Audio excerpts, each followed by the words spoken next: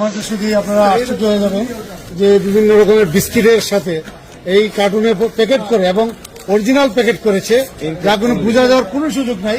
এইভাবে প্রত্যেকটার মধ্যে দুটো করে মোবাইল ফোন নিয়ে আমাদের যে বসার জায়গা, যাত্রী বসার জায়গার নিচে হ্যাঁ দুটো করে প্রত্যেক প্যাকেটের মধ্যে 6টি মোবাইল রেখে দেয় এবং এটা পরে দেখি।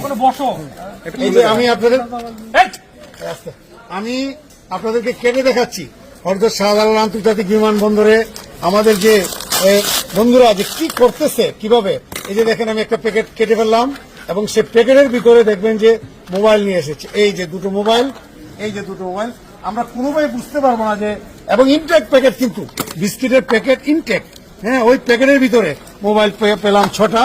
এই যে দেখেন আপনারা 6 মোবাইল পেলাম।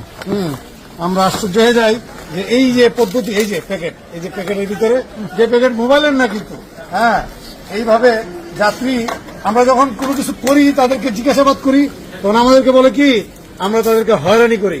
কিন্তু বন্ধুরা দেখেন সেই সকাল থেকে আমার প্রিভেন্টিভ টিমের 10 জন এআরও এবং সিপাহীকে নিয়ে আমি আজকে সকালে প্রোগ্রাম শুরু করেছি। এর মধ্য থেকে দেখতে পাচ্ছেন আমরা 14টা এমনি আমরা 15টা কনসাইনমেন্ট আটক করেছি। এর মধ্যে প্রচুর পরিমাণে সিগারেট, কসমেটিক্স, মোবাইল এবং শাড়ি, বিভিন্ন রকমের আইটেম। এইভাবে যদি আমাদের কার্যক্রম চলে তো দেশটা কোথায় যাবে? এজন্য আমাদের সর্ব লেভেল থেকে আমাদেরকে সহযোগিতা করার জন্য আমি আপনাদেরকে অনুরোধ করছি। ধন্যবাদ।